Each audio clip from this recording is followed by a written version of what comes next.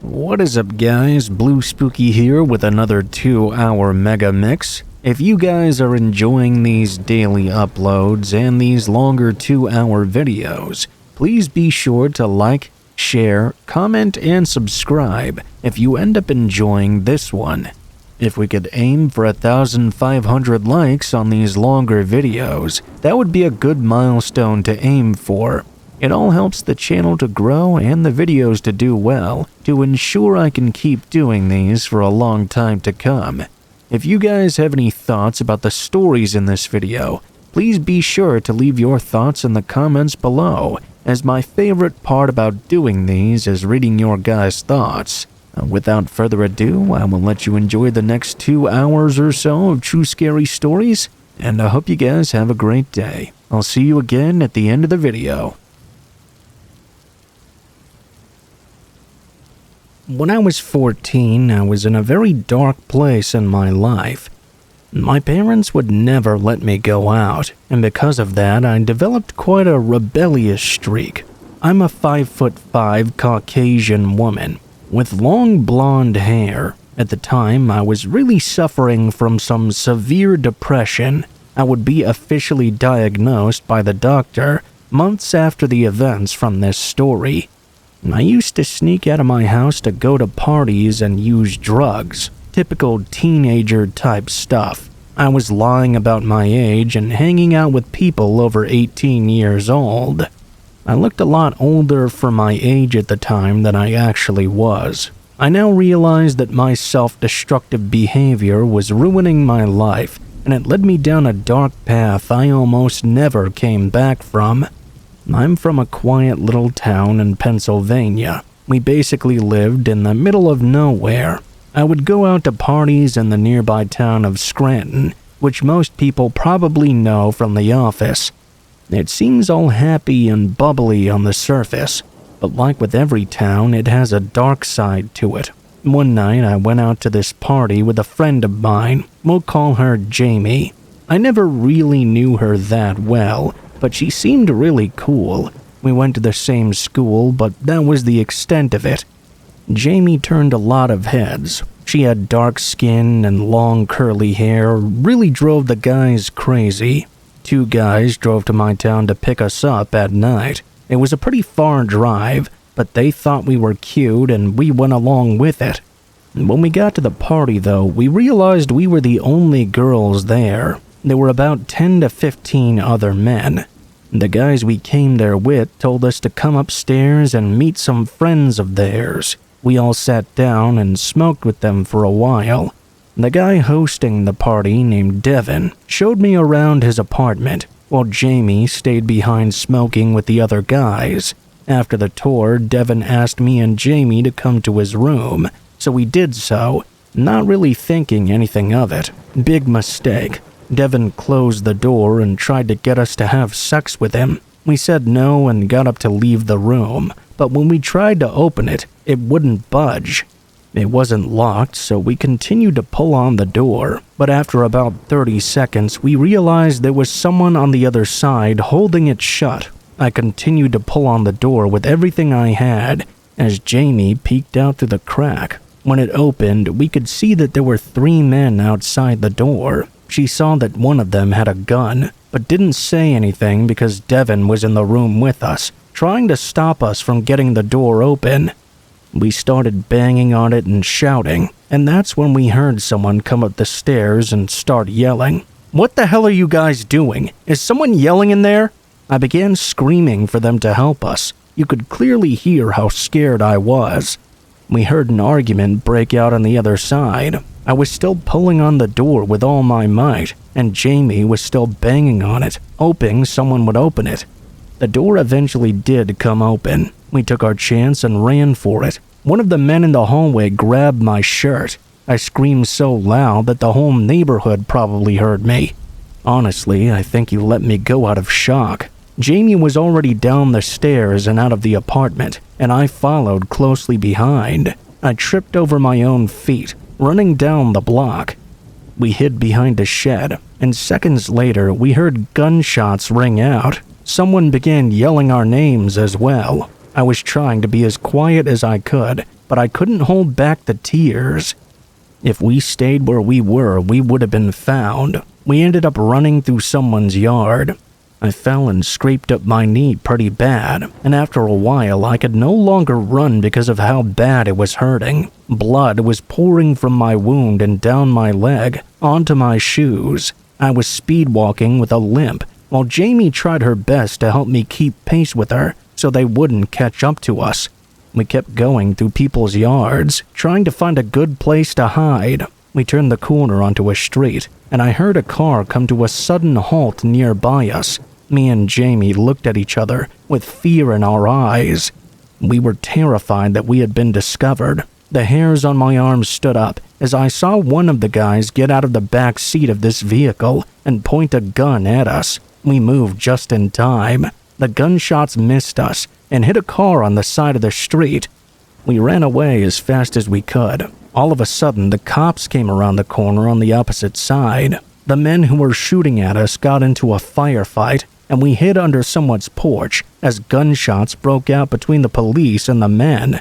More cops came flying past the house, and we spent the next 5 minutes with our heads down, listening to gunfire and shouting.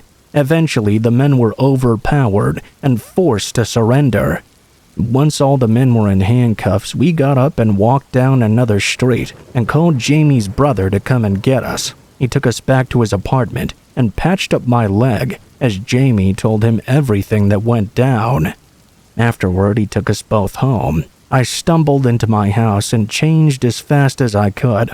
I'm not a very religious person, but that night I was praying to whatever gods were listening to help me and Jamie. I took off my blood-soaked clothes and hid them under my bed. I crawled under the covers and just stared at my ceiling, thinking about the events that transpired that night. I didn't get much sleep, knowing that those guys knew where I lived. Actually, I couldn't sleep for days. I became a literal zombie, worried they would come back for me eventually. My parents figured out something was wrong with me, and they thought I was being bullied at school or something. They had me go live with my aunt in another state for a while.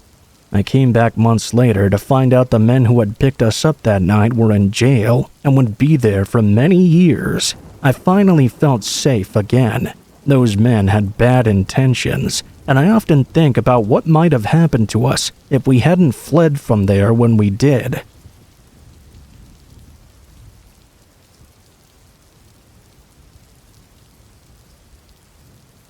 This happened about 3 years ago. I was with my wife and we were coming home from a long road trip.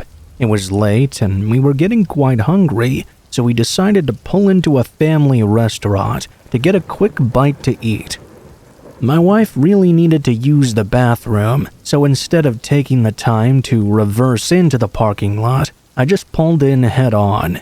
This is something I didn't usually do. We had our meal and headed back to the car. We got in and I started the ignition. I went to reverse out of the spot, and my parking sensor started sounding off. I looked at the LCD screen on my dashboard and saw a small child standing behind my car. He was squatting down, as if he was drawing something on the ground. He seemed to be completely unaware of my vehicle and my intentions to reverse. He didn't even notice it. It was strange. I mean, it was nearly midnight. What the hell was this kid doing playing out here all alone? I didn't want to honk the horn since that seemed a little bit aggressive. I had no choice but to turn the engine off and step out of my car, ask the kid to move out of the way. I got out and walked to the rear, but I couldn't see the kid anywhere. Damn kid, I figured he might be trying to prank me or something, waiting for me to get out of the car and then running off. I called out to my wife and asked her if she could see the boy, but she couldn't see him either. I looked under the car to see if he had been crazy enough to hide under there, but he wasn't there either. I decided to crouch down behind the car next to mine to see if he would pop out of his hiding place, but he didn't. I guess he went off somewhere. I got back into my car and put my car in reverse once again, and once again my sensors started beeping.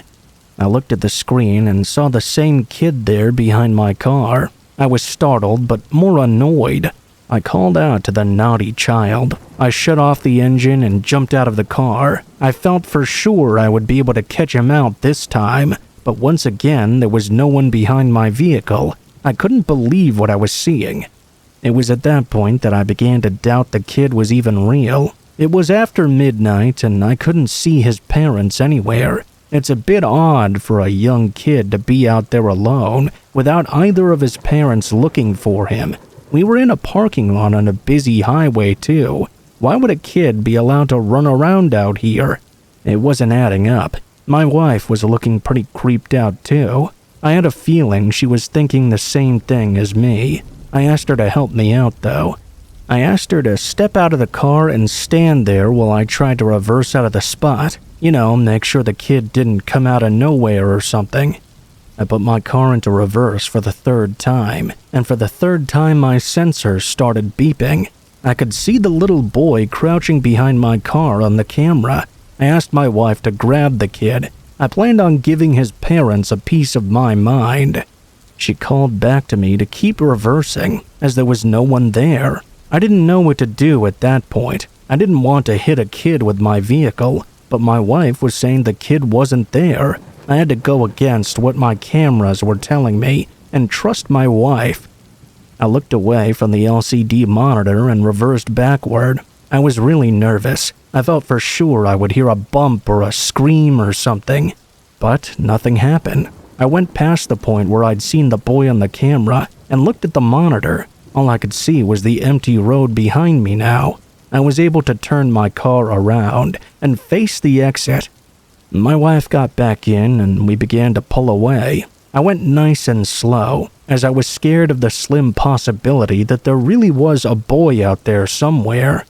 I couldn't help how curious I was though. I thought I had to take a look back, so I decided to look in the rear view mirror. I saw the little boy again right there where I'd parked. He was still drawing or writing something on the ground. This time though, he slowly looked away from his drawing and looked toward me. I suddenly felt so scared. I really didn't want to meet eyes with him. I took my eyes off the mirror and pulled out of that parking lot in a hurry. I don't know what exactly happened that night, but it's something I'll never forget. My wife and I think that the boy must be a ghost and that maybe something happened in that car park, potentially something fatal. Could a car have hit that child and we were seeing his apparition? Well, that's just a theory anyway. Unfortunately, I can't remember the exact location of that place, but I found some news of fatal accidents in the general area. I still think of this incident sometimes when I hear about accidents on that road.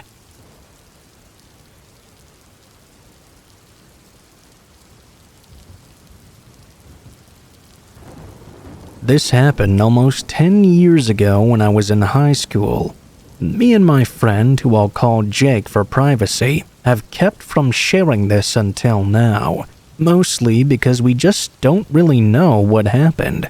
We had been talking about going to this abandoned mall near our city for quite a while. The only thing making us nervous was that we didn't have a group to go with us. It would just be us two, and we knew that it was a sketchy place to be. For some reason, we were both just really intrigued by the place and the idea of going there so much that we couldn't stop ourselves. We gathered up some stuff into a bag and took Jake's car to get there. This mall was off the side of a long highway, but the state had blocked the view from the road with a ton of trees, probably to keep people from seeing the unpleasant building so close to the city. The road to get to the parking lot was destroyed too, so we had to park on the side of the highway, kind of nestled around some trees, so we wouldn't be seen by passing cars. We started walking. The sun was just about setting, which gave us enough light to not get lost in the trees. After a few minutes, the sound of cars passing by on the highway faded out, and we reached the edge of the massive empty parking lot where the abandoned mall sat. There were no cars, no people, and no sounds either. We stood there for a moment, just to be sure we were completely alone. We walked through the parking lot and up to the main entrance. All the glass from the doors was shattered, and inside it almost immediately became darker. We stayed quiet at first, walking slowly and being careful, looking around. Being inside this huge mall with no people and no lights was super eerie. It was a strange feeling. Each step we took echoed all the way through the mall, which was completely dark as we got further in. When we got toward the middle, we stopped for a minute, taking our flashlights out of the bag. That was when we heard something. Someone was laughing. It was coming from the other end of the mall, which was pitch black. We didn't hear any talking afterward, or see any lights at all. We both agreed it had to just be another group exploring the place, but it didn't really make me feel any better. This wasn't ideal. We were hoping to avoid other people. Already being there, though, it felt like a waste of time to just turn back now. We turned on the flashlights and started walking into the dark section of the mall, moving the light around all the stores. They were empty and had garbage and graffiti everywhere. By then, the sun had definitely set too, because when I looked behind us at where we'd come from, it was pitch black as well. I turned back around to tell Jake, but he had stopped walking and was holding his flashlight steadily ahead of him.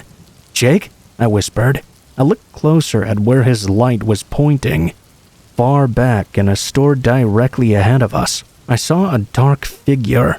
They were standing by the entrance of the shop, just looking at us. I think what terrified us so much was just how creepy it was for them to just be standing there, not saying hello or moving or anything. As more and more seconds passed by, my heart felt like it was beating out of my chest in terror.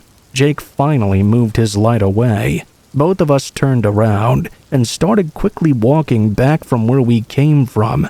We were constantly swinging our lights around as we navigated through the darkness, our footsteps echoing around us. It made it hard to hear anything else, only furthering the panic we were in. Our lights finally reached the entrance to the mall. Just then, running footsteps came from the floor right above us. I shined my light, catching a brief glimpse of a person sprinting down the hallway. This is when Jake and I started sprinting straight for the exit. We could hear the footsteps making their way down the escalators, coming right towards us. We managed to get out and continued running through the parking lot all the way to the trees. Looking back, nobody appeared to have followed us out. As we moved back to the car, I almost threw up. My heart was racing so fast. We got in and drove back to Jake's house, and after that, we never talked about it again. I don't know what that was. The way it all played out, though, I just can't see how a couple people would plan all of that without meaning harm. Thankfully, we didn't assume anything, because if we had stayed there and continued exploring, there's no saying what could have happened that night.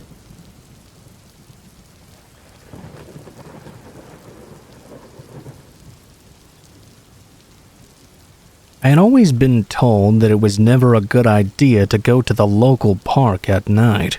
I've heard many stories about that place, ranging from homeless people getting into loud altercations to bystanders being attacked and robbed. I have to admit, I didn't take these stories very seriously and would often go to the park after dark anyways. Normally, I would walk through the park after finishing my lifeguard shift at the community pool. It was part of my routine, and it always seemed like I was the only one there whenever I would make my way through. I always noticed the unmistakable smell of marijuana, even though no one would ever be in sight. It was a bit odd, but I brushed it off, not really giving it much thought. On the night in question, I was casually strolling through the park and was approaching the area where I would usually smell the cannabis. That was when I saw a tall silhouette trailing behind me. I couldn't tell if this figure was a man or a woman because of the distance between us. I then saw that the assailant was wearing a V for Vendetta mask, a short skirt, and was brandishing a knife. At that point, my heart began pounding. I then heard the masked figure let out an agonizing scream. The scream didn't sound like it was from a woman. It sounded like a deranged man.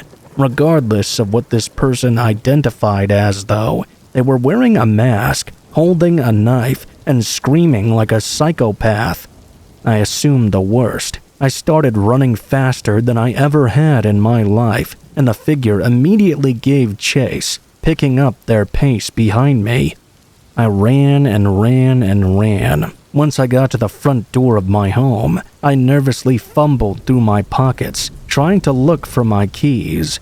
I was in too much of a panic to realize that I'd left my keys in my backpack. I eventually gave up trying to find them and started banging on the door. My dad got angry when he heard the racket, but he understood my sense of urgency once I explained things to him. I can unequivocally say that the 30 seconds I spent waiting outside my front door were the 30 longest seconds of my entire life. I should have listened to the warnings about walking through that park at night. A lesson lived is a lesson learned, I suppose.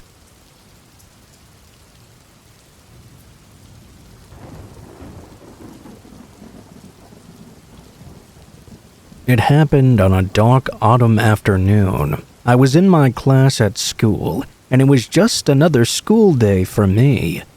Our class was near silent, and you could only hear the sounds of pens scratching on paper and the drumming of rain against the windows.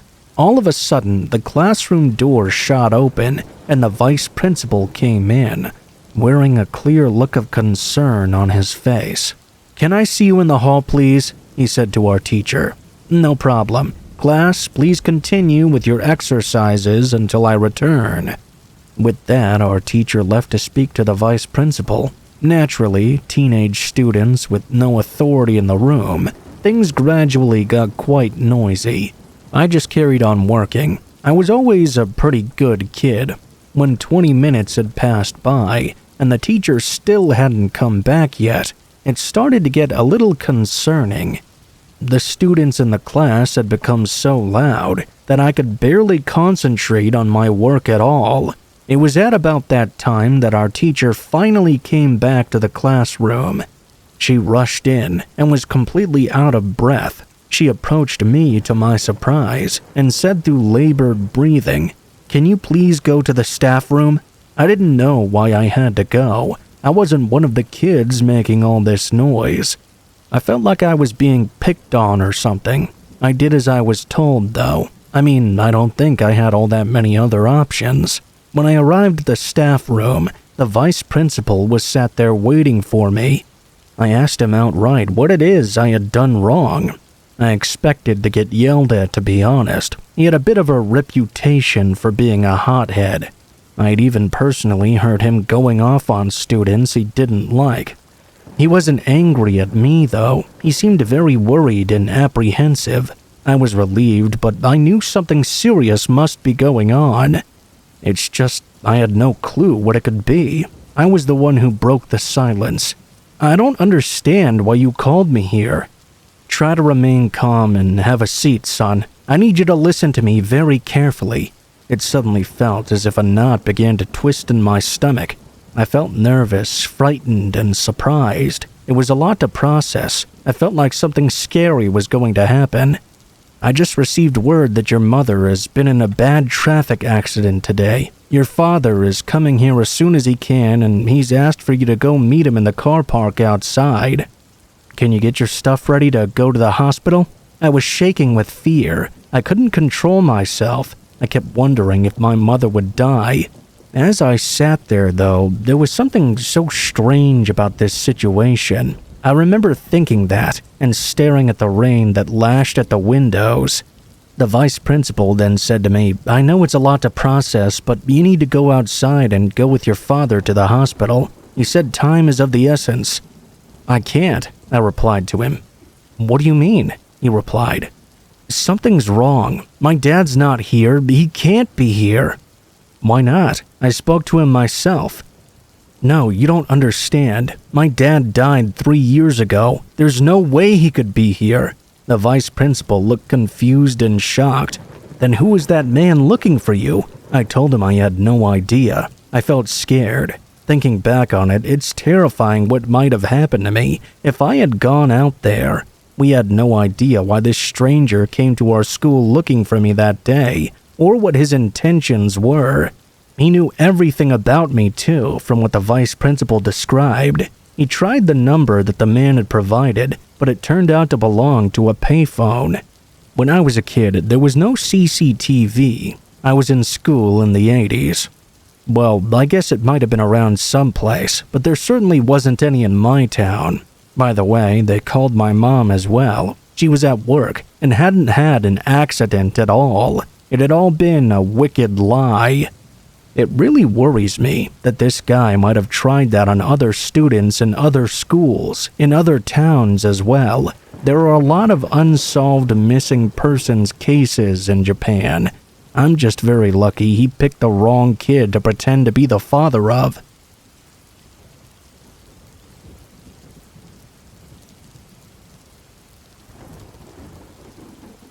I had some spare time this night, and having chugged a few coffees earlier in the day, I figured I'd use that energy to go out and make some money. I was delivering for DoorDash, cruising on the highway to my next delivery. It was super late, and the roads were basically empty. The night was very peaceful, basically every delivery driver's dream. On my way there, though, my phone started buzzing. It was the customer calling me. Before I even had the chance to answer it, they hung up though. Since it had only rang for a couple of seconds, I thought it must have been an accidental dial. Just in case it was not though, I redialed their number. It rang for a while and they didn't answer. I shook my head and blew it off, not really thinking about it for the rest of the drive. I got off the highway and drove into the neighborhood. It was a very regular street, with average houses all around. When I got up to the house my delivery was supposed to be for, I parked right in the driveway and started walking up to their porch. As I was setting down the bag, I saw the front door was cracked open. I didn't know if it was meant for me or not, so I lightly knocked on the door and called out that I was dropping off their food. As soon as I did, I heard a somewhat disturbing sound come from down the hallway. It was a muffled thump that almost mimicked my knocking, like someone was banging on a door. A bit shaken, I opened the front door a bit wider and called out again. I wasn't sure what to say, so I just repeated myself that I was delivering their food. A few quiet moments went by. Then I heard a door open from the back of the home. A guy came around the corner and looked distressed and bothered. I couldn't tell if it was because of me or something else, though. The guy walked down the hall and right up to the doorway. I was not saying a word as he started to reach for the bag. That's when I heard those thumps again from down the hallway. I looked past him in confusion as he turned and looked as well. He then quickly turned back and looked at me, recognizing that I'd heard it too. "Is everything okay?" I asked carefully. The sound was echoing through the walls again as the man just kind of stared at me as if he were trying to think of what to do. "Why don't you bring the food inside for me?" he said in an almost demanding tone. Nervously, I picked up the bag, but I quickly realized how terrible of an idea this was. I felt threatened, like I had to follow him, but I also had a feeling that if I did, I wouldn't be making it out of there. In my hesitation, the guy's face showed he was even more bothered and angry now. He reached out and grabbed the food right from my hands, then slammed the door in my face. Stunned, I stood there and listened as his footsteps went down the hallway and the thumping stopped. I couldn't do anything else at that point, so I hurried off the porch and got into my car. I ended my DoorDash after that one and ended up reporting the disturbing scenario to the police.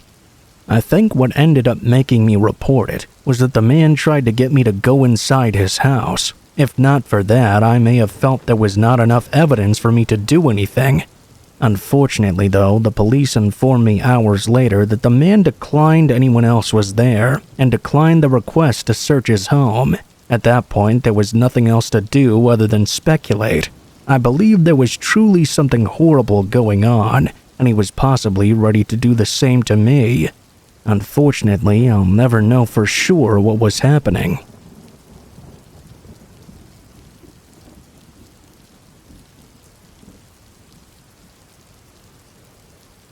I used to be a manager at a Target for a few years. I actually worked at the Target for a long time. I started as a cashier in high school and then worked there part-time in college. The degree I got in college helped me to become a manager, but I also moved up over the years. I knew the store very well, and at the time of this story, I had been working there for 8 years. I was working one night on a seemingly normal Thursday. It had been pretty busy from 5 p.m. to 7, and now that it was a little bit past 7, things were starting to quiet down a lot. I was watching over the checkout lanes amongst other things when I received a call about something. It wasn't exactly clear what was going on. I immediately headed over to the aisle I was told to. When I got there, I saw that one of our team members, Chloe, was there, as well as another team member named Tim. There was also a man with them. The three of them seemed to be in a heated disagreement. When I got there, Tim said the guy had been harassing Chloe, following her around the store. The man instantly started denying it and was being really aggressive. Chloe also said that the man had been following her around. The man began screaming over them. I went over and asked him what was going on in his words. He started cursing at me and screaming almost immediately. It was clear I wasn't going to be able to have a conversation with this guy. At that point, I asked him to leave, which, as you might guess, he did not take very well at all. I told him I was going to call the police if he didn't leave immediately. He started walking away, heading toward the front of the store. Several other people standing around were all staring at us. I followed the man all the way to the front of the store to make sure he really was going. Before leaving, he stopped and cursed me out at the top of his lungs. I couldn't even really make out everything he said. Basically, he was just saying he didn't do anything wrong, and how dare we accuse him. He went on to say I was terrible at my job, and he was going to sue me and all that other stuff, blah blah blah. At last, he finally left. I had actually come pretty close to calling the police on him. After the man left the store, it was a huge relief. I went back over to Chloe and asked her about the situation. She told me that when she was working, she started to notice the guy staring at her from a ways away. After she saw him looking at her for 3 minutes straight, she moved, and he approached closer. She said she tried to move aisles 4 times, and each time the man moved with her. He didn't seem to be doing any shopping at all. The man then approached her in one of the aisles, and she questioned why he was following her. He denied it, and that's when Tim, who was working nearby, overheard and tried to intervene. Tim said that he even noticed the man walking down 2 aisles after her and wondered what was going on. It sounded like this guy was a real creep. After about 10 minutes, I got another call. This time it was from our cart attendant, who was working out in the parking lot. He said somebody was speeding around recklessly. I headed up to the front of the store and met our attendant just inside the doors. Sure enough, we looked out, and there was a car going up and down the aisles at a speed way too fast. Thankfully, it was later at night, so nobody was out walking to or from their cars at the moment. Still, it was extremely dangerous. I could hear the tires squealing as the car went down one row and shot up the next. It was like he was doing laps around the lot as fast as he could and making sure to hit each aisle. I called the police right then and there, reporting a reckless driver. The police were on their way. I watched from the exit doors and stopped any guests from leaving the store until the car was gone. Pretty soon, there were about 10 people waiting around the doors, watching this maniac blast up and down the aisles. When he was going up one of them, he appeared to lose control and crashed into a parked car. Nobody was inside the other vehicle, thankfully. After hitting it, the man's car skidded forward and came to a stop in the middle of the aisle. The driver's door then opened, and a man emerged. Big surprise, it was the same guy who had been following Chloe around. I was shocked but also not surprised at the same time. The guy then took off running toward the parking lot of a nearby restaurant. The police got there shortly after. Several of us spoke to officers. Other officers went out to search for the man. They caught him a short time later. He turned out to be extremely drunk and must have gone on that joyride out of spite or something. I really don't know, but clearly the man was crazy. I'm just glad the police caught him, so he couldn't do any more harm.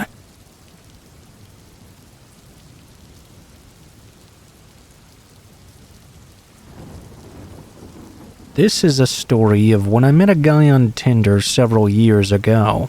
I matched with this guy named Mike. He had dark hair, a slight beard, and in his pictures seemed quite decent looking. There was not a whole lot of information about him on his profile, but after we matched, he sent me a message. He said hi, and I said hi back. We began chatting, with me saying very basic things like, "How are you? What's up with things?" Eventually, the conversation did improve a little bit though. Based on his profile, he seemed to be a bit of an outdoorsman of some sort. We continued to talk, and he seemed to be pretty nice. After talking with him on and off for several days, he asked to go on a date with me. I asked him what he had in mind, and he suggested a local restaurant nearby. I decided to agree. We were supposed to meet there the following night at 7 p.m. The next day, I chatted with him early on and made sure we were still on for that night, which we were.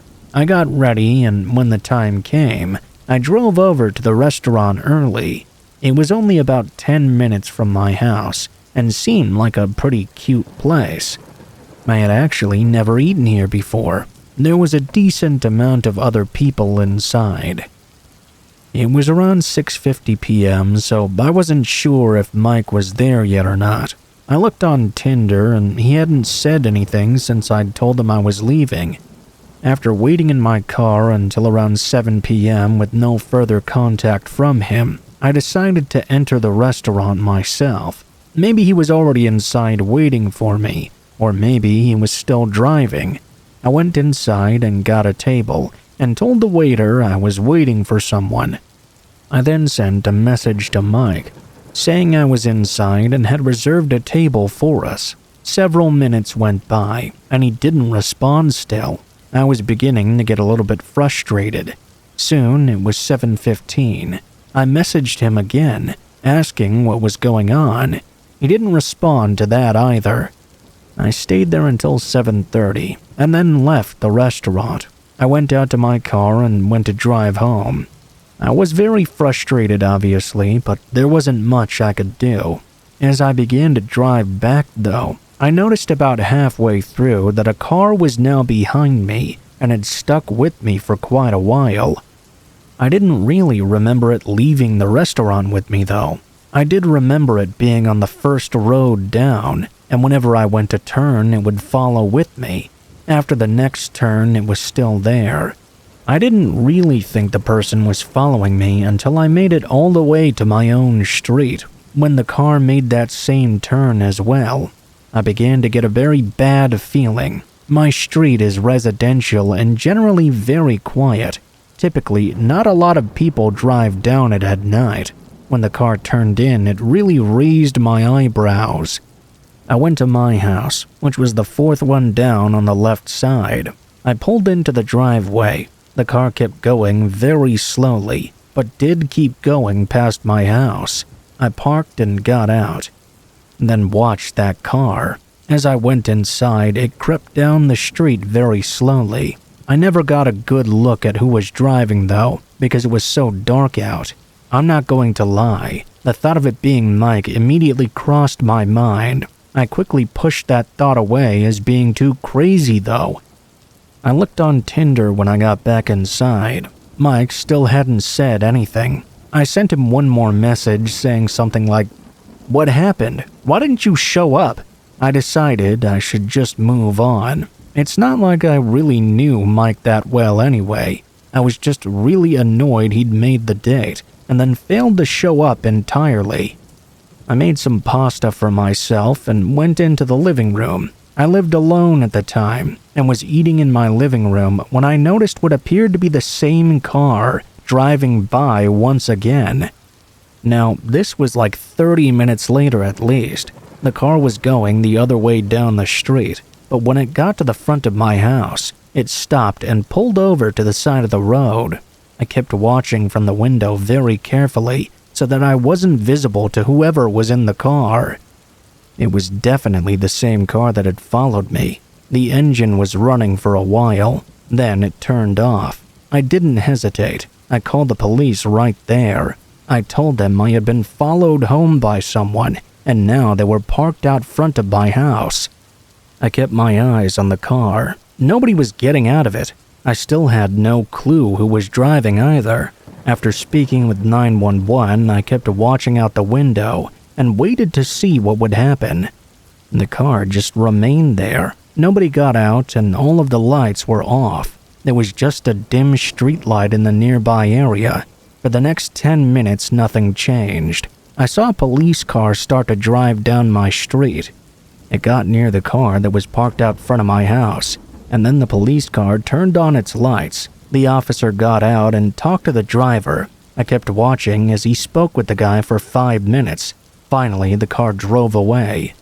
The officer came up to my front door and spoke with me. He said the driver had claimed to be lost and had pulled over to look up some directions. Said he didn't follow me home. I knew that was a lie. I pulled up Mike's Tinder profile and clicked on a picture of him. I asked him if he looked like that guy by chance. The officer said yes. It was one and the same. I couldn't believe it. Mike had actually followed me home. I spoke with the officer about it, but he said not much could be done unless he returned or something else happened. The officer told me he asked Mike to leave but didn't force him, and Mike said he would not come back. He said that if Mike did try to come back, to give him a call. After that, the officer left. I was a little worried Mike would return, but he didn't. It still creeped me out though. I blocked Mike on Tinder after that.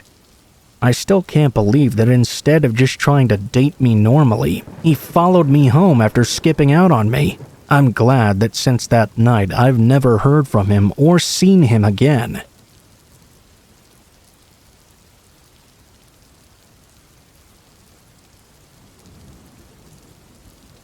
Having a gross and unprofessional manager in the food service industry is probably as bad as it can get, and when I tell you this story, you'll probably understand why. I was a 16-year-old girl and had been working at a restaurant for around 6 months or so. I got my work permit at 15 and a half and had been working there ever since then. My first manager had been great. She was sweet, very understanding. It really made work a breeze. She ended up moving and had to quit though. I was hoping the assistant manager would take over her position, but that would have been too easy. Instead, they hired a guy none of us knew and had never worked in the restaurant to begin with. We were confused why this guy of all people had been chosen, but whatever. Maybe he would be just as nice. He showed up on his first day in clothes covered in stains and torn in various places. Honestly, I thought he was a random homeless guy coming in when I first saw him. He went into his office and thankfully got changed, but even changing clothes can't hide the stench of someone who clearly hadn't showered in days. His behavior made himself seem normal at first. At least when it came to how he interacted with us. Mostly he would just spend a lot of time in his office and would only really come out when there was a complaint from a customer. I was fine with that though. He kind of gave me the creeps for some reason, so having him not around as much made me feel a little bit better. After a few months of him being the manager, he started coming out of the office more and more. And that's when he started showing his true colors. He tried to hit on every woman who stepped inside, and whenever they inevitably rejected him, he would always insult them the second they left. He'd go on and on about it for the rest of the day, too. He'd always talk about how he couldn't believe any woman would give up the opportunity to be with a man like him. All of the younger women there tried to keep our heads down, but it didn't work for long. He eventually switched from hitting on customers to hitting on us. It didn't even matter that most of us were underaged. He would ask us what kind of underwear we were wearing, and when he was called out for being creepy and a pervert, he'd yell at us for thinking he was serious and say that we were the ones being creepy for taking it like that. That's how it started, at least. Eventually, he got very comfortable with it being obvious he was serious. Unfortunately, one of my coworkers didn't exactly help the situation by actually sleeping with him the second she turned 18. Their relationship didn't end well. His wife came in and yelled at her for doing that with her husband. She harassed her all day, and the girl quit later that day. I never saw her or heard from her again, probably embarrassed by the whole thing. Unfortunately, that event made things even worse. It made him think he was the most desirable guy on earth, and that all the female employees must secretly want him. He'd stand really close to me, whisper in my ear the creepy things he wanted to do to me. One day, it was so bad, I actually thought I was going to throw up from all the things he was saying. When none of us would respond positively to his advances, he went back to hitting on any female customer that walked in. He was threatened by one because he tried to make a move on a 12-year-old girl. I'm not even joking. He hadn't realized it was her father standing behind her. He tried to claim that he didn't realize she looked so young, but I'll say she 1,000,000,000% looked like a little chick. It probably was the most disturbing thing I witnessed from this guy. We got many bad reviews from him on Google and Yelp and various websites, all from women who said he was gross and creepy. Upper management spoke to him about it, but from what I overheard through his office door, they just told him to be more careful about disguising it, not to stop at all. I was disgusted by their inability to be serious about these concerns. That's just how the world works, I get. I spent weeks watching him touch my female coworker, Leslie. It was very recognizable as harassment. He was reported multiple times, and of course, nothing was done. I always said something when I saw it happening. She actually went to the police about it, but they said there was no proof. As much as they said they wanted to help us, they just didn't. The girl ended up quitting, and on her way out, she urged the rest of us to as well.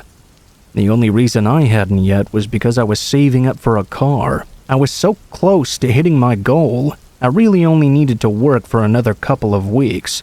Unfortunately, then he set his sights on me. Every shift I had with him, I had to put up with him grabbing me in various places, slapping my butt and making disgusting advances on me. It made me feel awful and ashamed of myself. I left work every day and cried on the walk home. He continued to do this for the last few weeks I worked there. I didn't tell my parents because I just wanted to make money, and I knew they'd make a big deal out of it. Finally, the day came to quit. I was nervous and excited at the same time. I walked over to his office door. Through the window, I could see an air mattress inside. I knocked and he answered in only his underwear. I was grossed out, but it wasn't a huge shocker, considering the person this guy was. I asked about the air mattress. He said his wife had kicked him out, and he'd been living there the past month. I told him I was quitting. His only response was that at least he could now be with me, because he was no longer my boss. He tried to grab me. I kid you not, I built up the courage and slapped him in the face as hard as I could. My other coworkers saw that, and started laughing at him. He said he was going to call the police, but I just told him they wouldn't do anything. He had no evidence. He turned to the other employees and said he had witnesses, but they all denied seeing anything. I turned around and walked out, and never went back there again. I heard years later he was arrested for forcing himself on a woman. She had DNA evidence on her side this time. I was grateful for her being brave enough to say something. I knew she was saving other women from suffering at the hands of that man.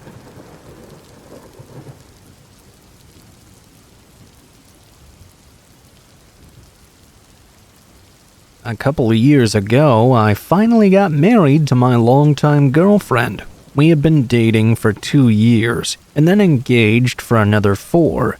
We both figured it would be wise to finish school and establish our careers before fully tying the knot together. Thankfully, our wedding was beautiful, but it was almost ruined at the last second, and I would be lying if I told you there wasn't a small dark cloud looming over that beautiful day. First off, in order to protect my family, but mostly my wife's side of the family, I'm gonna refrain from using any real names in this story. The family involved has already dealt with enough stuff now, and I don't want to have anyone else getting involved in their personal business. When we first started dating, I met her cousin named Mike. This dude was wild, plain and simple. I enjoyed going out occasionally with Mike because he was what I would call a wild card. He was loud, funny, and didn't care about what he said out loud. When he was around, you knew you were in for something crazy. The older I got, though, the more tired and disillusioned I became with Mike's antics. He seemed perpetually stuck in that early 20s mode, and it was becoming increasingly hard to have him around. Around the time we got engaged, we rarely saw him at all. If it wasn't a family party, we wouldn't see him. We would constantly hear stories from his girlfriend's parents that he was always in some kind of legal trouble. It wasn't your typical criminal stuff, though. Mike thought he was doing what society failed to do. Those were his words, by the way. He would break in and rob extremely wealthy businesses and homes. He even went as far as to jump employees of businesses he knew were well off. He just assumed anyone who worked for anyone rich must be a corrupt person. It was disheartening to witness someone I used to enjoy so much evolve into such a bad person. Fast forward to the engagement party. Mike came, and at first it was nice catching up with him. He had recently been released from a short-term jail sentence and seemed to be getting more things in his life in order. At the party, I introduced Mike to my best man, Nick, and we all chatted for a while about sports or whatever. Nick mentioned that he was a cop at some point, and the expression on Mike's face instantly changed. In front of the entire party, Mike went absolutely crazy. He went on an insane rant about how all the police are corrupt, and Nick should go to prison for the heinous actions of all cops that ever lived. Needless to say, Mike was removed from the party. After that outburst, we all caught our breath a little and had a little laugh. We went back to having a good time. Nick was a cop who truly cared about justice and not babysitting, as he puts it. He disliked giving tickets for no reason and tried to let people go with warnings whenever they could. They'd actually moved from a different state because the laws there were so strict, and he found it hard to separate the justice from the regulation. Unfortunately, Mike viewed every single cop as a horrible and crooked person who could never be saved. Not long after the party, my friends and I went away for the weekend for my bachelor party. It wasn't one of those wild parties you might see in the movies or something. We just went to a cabin in the woods not far from a small town. We went to eat in town and visited one of the local dive bars for a couple drinks. Then we went back to the camp to hang out and play video games and do country stuff all night like we were 12 again. It was my bachelor party, and that's what I wanted to do. Sometime in the middle of the night, at around 12 or 1 a.m., a few of my friends said the motion light had come on out back. I ran over to the sliding door and looked outside. At first, I didn't see anything, but then I noticed 2 wet footprints right outside the back door. Initially, I laughed, thinking one of the guys were playing some sort of prank on me. I was an avid horror fan, so it was something they might do. Everybody denied any involvement, though. We all went outside to investigate. Nick led us around the cabin, and we saw a trail of wet footprints that went from the deck to the grass. Once in the grass, we obviously couldn't see which way they had gone, which was very unnerving. We reported the incident, but as you can imagine, they couldn't really do anything. We had nothing to go on other than wet footprints, and the person had already fled. We decided to stay there and stick it out in the cabin. Every little gust of wind or creak in the house made us jump in surprise. I will say that I felt safe with my friends, but it didn't make it any less unnerving. Around 5 a.m., I was still in the living room, wide awake. I happened to glance over to the sliding door and saw someone peering in through the window. I screamed to alert everyone in the living room, but by the time they'd all woken up, all they could see was the person running off into the woods. And that was the last straw for us. We packed everything up and left. We alerted the cops and the property owner of the situation. It was all just really unfortunate. Once we got back home, it became a wild story that we all kinda got to share with each other. For that reason, I guess it was pretty memorable. We assumed at the time it was just some crazy person who lived in the town. They were trying to scare us or something. We all got together for rehearsal dinner, and after dinner, a few of us gathered for some drinks. Since I'd had a few, Nick was going to drive me home. While we were driving home, we noticed a car following extremely close behind us with its high beams on. Nick tried to maneuver away from the car, but they followed every move he made. At this point, he realized that whoever this was, they were messing with us purposefully. Nick called one of his buddies who was on duty and told him what was going on. He was only about 5 minutes away. I'm not sure why Nick decided to do what he did next, but he pulled over, and the car behind us pulled over as well. Nick stayed in the car and told me to do the same. A person emerged from the car parked behind us and made its way over. They seemed to be wearing a mask. When he reached the driver's side window, he demanded that Nick get out. I was terrified. I hoped Nick's buddy would show up soon. He tried to reason with this masked man, and the man wasn't having any of it. He started banging on the door with some type of object. I was terrified as to what it could be. I just wanted this whole ordeal to end. The masked man broke the window, shattering the glass inside. He grabbed at Nick, trying to drag him out of the car. I think that's what Nick had been waiting for, though. As soon as the man reached in, he kicked open the door, and it knocked the masked man over. Nick kicked whatever he was holding out of his hand. It went flying, and he was able to restrain the masked man on the ground. I saw him screaming and squirming, but Nick kept him detained until his buddy showed up. A minute or two later, the officer quickly detained the man. I felt like I was getting sick as he walked by. He was in handcuffs with the mask removed. As you might have guessed, it was my soon-to-be wife's cousin. After taking care of all the legal stuff that night, I went home and told her everything that happened. She was incredibly embarrassed and thankful I was okay. Apparently, her cousin came clean and admitted he didn't like Nick only because he was a cop. He was quoted as saying, "I wanted to teach him a lesson. All those cops needed to be punished. I was going to do my family a favor and spare them from this monster." Luckily, the family was spared from the only actual monster around. It was a bleak night and a dark morning, but once the wedding fully commenced, the dark clouds seemed to go away, and we had a great wedding. It's crazy to me that monsters aren't always strangers in the shadows, but sometimes your very own blood.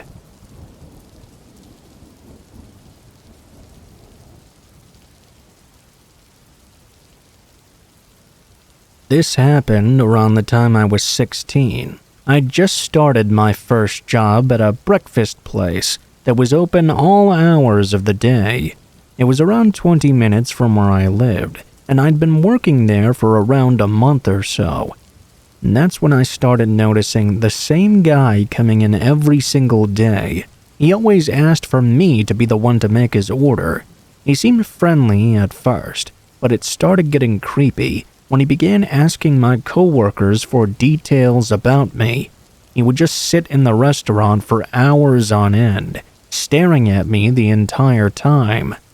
I told my managers how uncomfortable it made me, but they refused to do anything about it. Apparently, he spent so much money at the restaurant every week that they didn't want to jeopardize getting that income, since it was a small local restaurant that didn't make much money to begin with. I tried changing my schedule around times I knew he didn't come in, but he seemed to always adapt. He learned my new schedule very quickly every time, and fit himself into it always. It started making me so severely uncomfortable. I knew I wasn't going to be able to put up with it for much longer. It reached its peak when he was caught taking photos under my skirt as I was taking his order. I happened to be looking down at my notepad and saw him reaching his phone under me. I screamed and kicked his hand instinctually. My manager came out, and as I was running toward the back of the restaurant, he stopped me and asked me what was wrong. I told him what happened, and finally they were willing to do something about what I'd been telling them.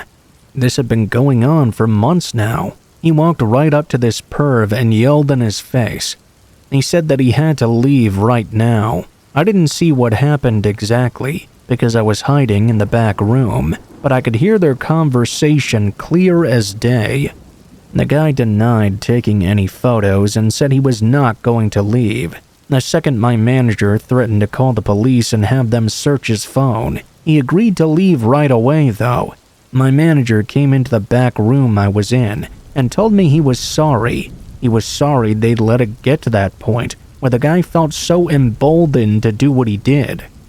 I thanked him, but I was still mad it was something I ever had to go through in the first place. Something should have been done the second that man did something to make me uncomfortable, but money meant more than my safety apparently. They let me leave for the day, and my manager was nice enough to walk me to my car, just in case the guy was waiting outside for me. He wasn't, but it's better to be safe than sorry. I got in my car and started crying. I felt like the police should have still been called, but when I mentioned that to my manager, he said he didn't want unnecessary drama. It would only make the restaurant look bad. I didn't care though. I wasn't going to let this go. I decided it would be best to go straight from the restaurant to the police station to file a report immediately, and the police seemed to take me much more seriously. It was a breath of fresh air to see concern in someone else's face when I told them what had been going on. The officer told me I needed to quit that job before what was happening turned into a full-blown stalker situation. Believe me, I really wanted to, but I couldn't afford to leave a job. It had taken me way too long to find one there in the first place, and there weren't many places to work in the town I lived in. I really needed the money. I guess you could say I was putting money over my safety too. I told the officers I wouldn't be able to quit. Being the awesome people they were though, they offered to show up at the restaurant after my shifts for a while to make sure I got home okay. You might be thinking, there's no way they would do that, especially in a small town. But it was a really small town, and they had nothing else to do. One of the officers also knew my dad and was friends with him back in the day, so he wanted to make sure nothing bad happened to me. The next couple weeks went by without incident. There was no sign of the guy. I was still grateful to the officers, who made good on their word and escorted me home every day I got off work. I was finally starting to feel better about things, since it had been a while since I'd last seen the man. Of course, that couldn't last forever. It was a regular Friday night at the restaurant. My manager and other coworkers had left for the night. All I had to do was clean the bathroom before locking up. I saw the police car pull up outside the front doors and was grateful I'd be leaving soon. I grabbed my cleaning supplies and made my way into the bathroom. It had already been swept and mopped, so I just had to wipe down the sinks and clean the toilets. I opened the first stall and did what I had to do. As I was wiping though, I heard a light cough, almost like someone was clearing their throat. My heart started to race. I wanted nothing more than to just run out of there, but if there was someone in there, I didn't want them to know I knew. I stepped out of the stall quietly and made my way toward the bathroom door. Just as I was about to pull it open, I heard footsteps behind me. I turned around and there he was. I didn't know how long he'd been there waiting for me, and I didn't really want to find out what he planned to do to me in the bathroom. I asked him what he was doing there. We were closed. No matter how creepy I found him, there was no way I could have prepared myself for his blatant response. He started touching himself in front of me and said, "I just want you so bad. I'm so into you. You're so sexy. Please, please just let me have you. Just for a little bit." He paused for a few seconds. "Or I can always just take you." Tears were beginning to well up in my eyes. I was trying to think of an escape plan that could get me out of that restaurant and to the officer before he could get me. Fight or flight kicked in. I whipped around and threw open the door. I started running as fast as I could toward the front of the restaurant. I heard the man's footsteps behind me. He was gaining on me. I began to panic. I didn't know if my heart was racing because of the running or because I knew he was this close to grabbing me. I was only a few feet from the door when I felt his body press against me. He tackled me to the floor, and I started to scream and kick and fight back as much as possible. The guy was strong, and he was heavy. There was no way I was going to be able to fight him off alone. I looked around for anything I could find to hit him with. The only thing I was able to grab onto was a pen I dropped earlier in the day. I snatched it off the floor and went with my first instinct. I jabbed it directly into his eye. He yelled in pain, and his body flew backward off of me. I got up and threw open the door. I screamed for the officer outside. When he saw me, he got out of his car and drew his weapon. He called for backup on his walkie-talkie and ran inside the restaurant. He held the man down at gunpoint, and before I knew it, several more officers arrived, as well as an ambulance. I only had minor scrapes and bruises. The man was arrested, and as of this moment, he's still awaiting trial. I just hope I can get justice, and he can be put away for a long time, so no other woman has to experience what I did at the hands of a man who could have easily ruined or even ended my life.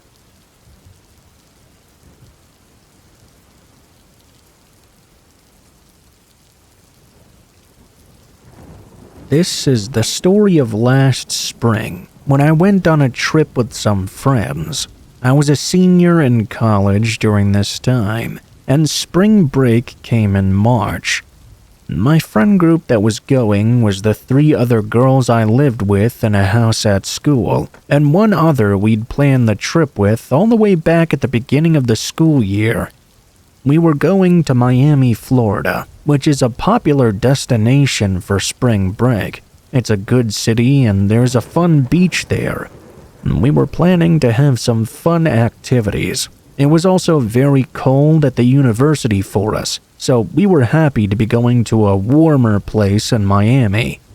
When spring break came, we all boarded a flight and arrived in Miami on Friday evening. The 5 of us had rented an Airbnb together, which was pretty nice. It was a 3-bedroom house that wasn't that large, but there was plenty of space for us. It was a good location, and we'd saved some money by booking it early. The price wasn't too bad because we'd split the cost 5 ways as well. We were staying for a total of 5 days. The first couple of days there went exactly as expected. We went to the beach a lot, hit some restaurants and bars nearby, as well as some other places here and there.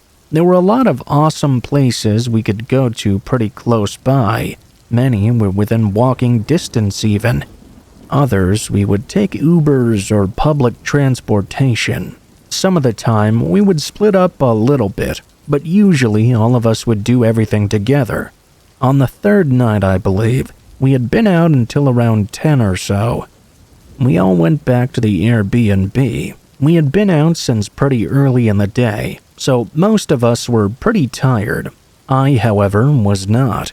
I was really hungry and wanted to go grab some snacks. I asked anyone if they wanted to come with me, but everybody declined. One of my friends did offer to come, but didn't want to get anything, so I said it was fine for them to not tag along. I left the Airbnb by myself and started walking toward the street that had everything on it. It would only take about 10 minutes to get to the convenience store. I just had to go a block or two, then take a left. I started walking along this street. Now, this street had hotels, restaurants, and even stores on it, but right now it wasn't busy. There were a few cars driving by here and there, and maybe one or two people out walking, but other than that, not much. I was walking along the sidewalk looking for a convenience store I'd seen earlier. I couldn't remember exactly where on the street it was, though. Not long after I started walking on the sidewalk, a car came driving up. I heard it approaching from behind me. It seemed to slow down right as it was passing. Then it pulled over 10 feet in front of me on the side of the road. I thought maybe it was an Uber, dropping someone off or something. The car was a black Cadillac sedan. I remember after coming to the side of the road, the passenger side window rolled down, the window that was closest to me. All the other windows were heavily tinted, so it was impossible to see inside. Right when I was almost even with the passenger side window that had been rolled down, I heard a voice calling out to me from inside. A man asked me if I needed a ride. I didn't and looked over and said no thank you. The man driving was wearing these giant sunglasses. He then told me to hop in. I said no thanks once more and kept watching. I watched the car pull away from the spot. I found the situation sort of weird, to be honest. What made that guy think I was going to get into his car with him? I had no clue who he even was. The car drove away down the street. After that, I kept on walking. Less than 5 minutes later, I was still walking on the same sidewalk when I heard a car approaching from behind again. I didn't really pay any attention until I heard it slowing down. When it passed by me, I saw it was the same Cadillac from earlier. This got me a little bit worried. Once more, it pulled over in front of me. When it did, I moved off to the right a little bit to be farther away from this guy. As the car stopped this time, though, the back door opened. I saw a man step out. The man immediately started moving toward me. Nobody said anything. I started to walk away from him. I looked around. Nobody else was in the immediate area. I started running and found the closest building that was open. It appeared to be some sort of restaurant. I ran for the door and slipped inside. After making it in, I looked back out the window. The guy did not follow me through the door, but I could see him walk past several times on the sidewalk, then turn around and start walking back to the car. I just stayed inside the small lobby of this restaurant and watched the guy walk around the sidewalk for a whole minute. Once he finally returned, the car drove away once again. I finally left and walked really swiftly to the convenience store, which luckily wasn't actually that far away. I stayed in there for a long time, just in case the car decided to come back around again. Once I was sure I hadn't seen them in a while, I ran back as fast as I could. Luckily, I didn't see the man again. After that, the rest of the trip was pretty fine, but I was always more careful observing my surroundings after that experience.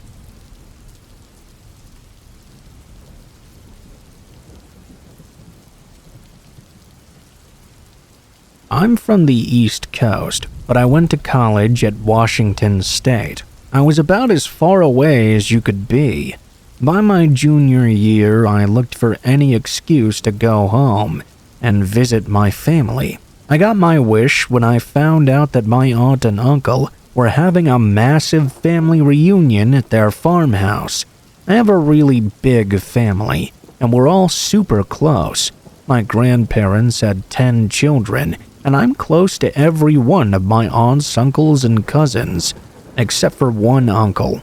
All 10 of my grandparents' children got married, except for my Uncle Ron, who spent a considerable amount of time in and out of jail. Uncle Ron hadn't been seen for a long time by anybody in the family.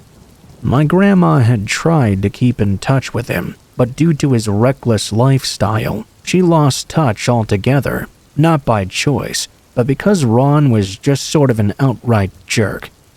You see, it's sort of a sore subject whenever the family gets together. We don't mention him at all.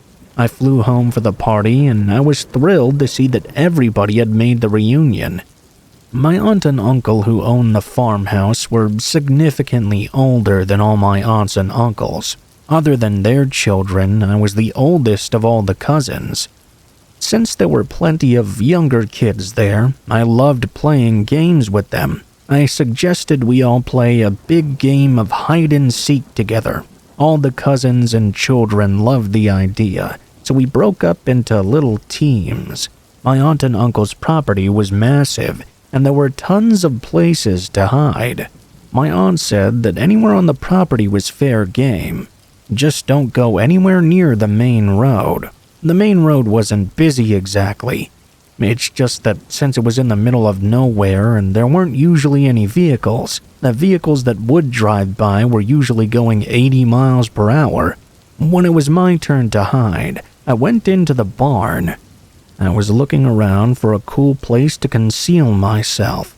When I got inside, I remembered there was a small loft that you needed a ladder to get into. It wasn't super high up, and the ladder was really thick and sturdy, so I wasn't worried about anyone getting hurt or anything. As I was approaching the ladder, though, I noticed something quite strange on the ground near the base of it. There was a bunch of cigarette butts. I knew my aunt and uncle didn't smoke, especially not now. My uncle had all sorts of lung issues already. I just kinda chalked it up to a weird occurrence.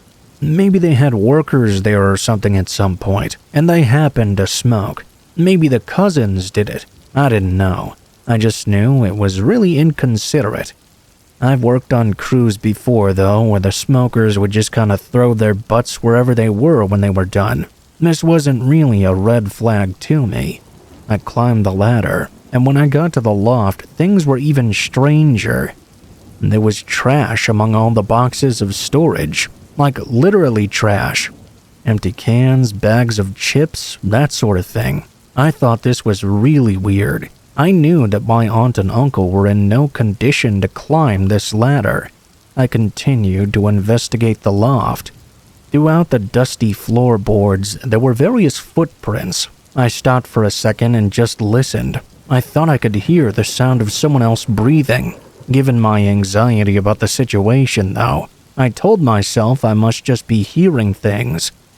I started making my way to the back of the loft, and then I froze. Sitting right there, staring back at me, was a dirty-looking man. My first thought was a homeless man had found his way into the barn and was squatting in the loft. Before I could do anything, the man rushed at me, knocking me over.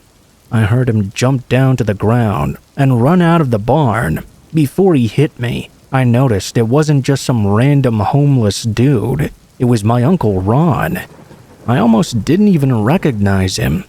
I knew his eyes, though. When he ran me over, I was clearly able to get a good look at his face. Instead of creating a scene, I calmly went back down and told my aunt and uncle what just happened. They were outraged, but also very terrified. They were the ones who told Uncle Ron off all those years ago, and he had threatened to kill them many times. The thought that he was squatting in the loft made my aunt turn as white as a ghost. It didn't take long for the entire party to hear what was going on with this game of hide-and-seek. It ended soon after. I continued throwing the ball around with the kids, though, trying to distract them from what was going on. The police eventually showed up, and we told them everything. We had no idea where to find Uncle Ron now, but that didn't matter. They found him an hour later, walking down the side of the road. Before an officer even approached him, he started to run. He didn't get very far before they apprehended him. They found a large kitchen knife from my aunt and uncle's house on his person. I realize this story may not be as scary for some of you, but put yourself in my shoes, or even my aunt and uncle's shoes.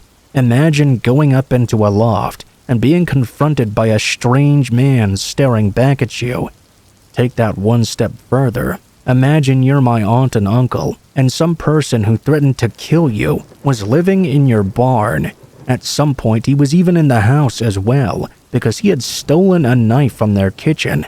Why else would he have needed that knife, other than to use it on my aunt and uncle? He denies that, of course, but I remember the look in his eyes as he rushed me, and those eyes gave me the impression that he intended to do something downright evil.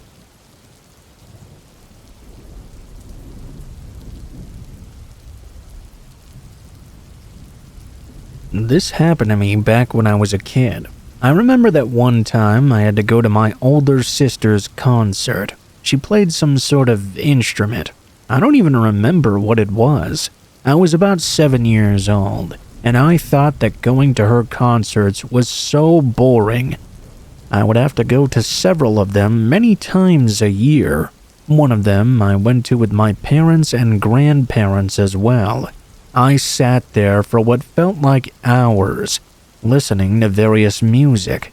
The concert was taking place at a local high school. It was not the high school I ended up attending. That one was a few cities away.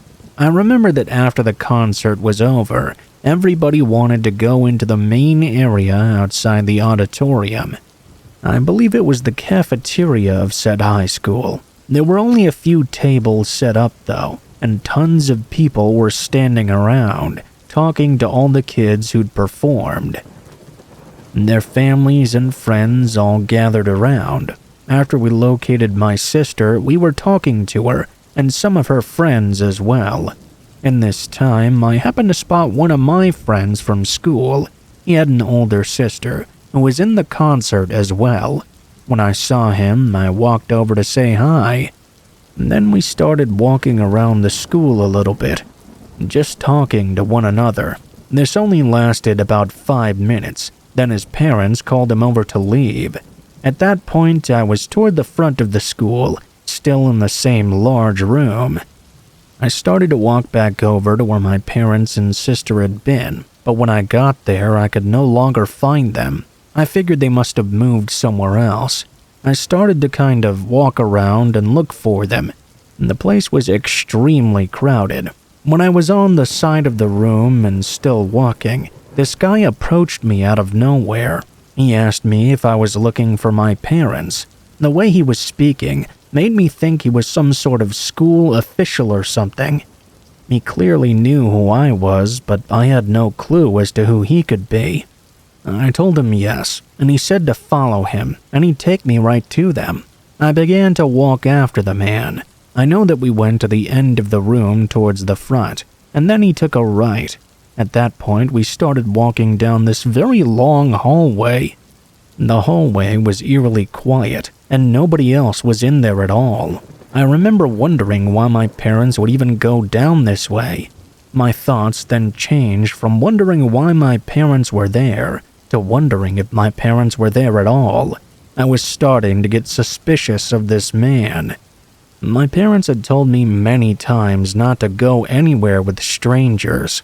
Once we were toward the end of this long hallway, I saw that at the end was an exit. These exit doors appeared to lead out to the parking lot.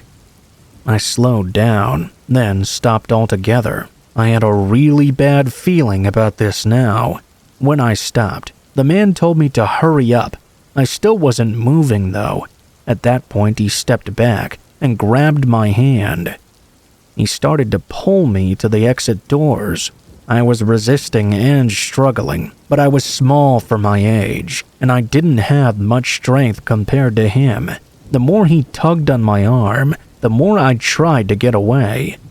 We were moving in the wrong direction, toward those doors. The hallway that we were in was lined with lockers. I remember I was right next to them as he was tugging on my arm, so I started kicking them as hard as I could. It was making a ton of racket. The man started screaming at me to stop.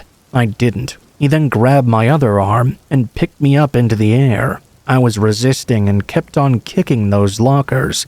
It was making so much noise. All of a sudden, someone else entered the hallway, probably someone who had heard the noise from outside.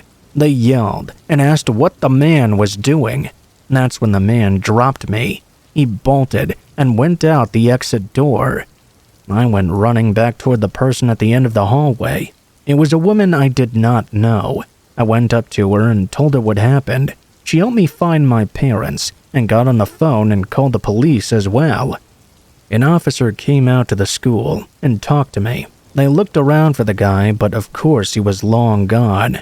I don't know if he was ever found either. I'm just grateful for that woman, and I'm glad I didn't get kidnapped that night.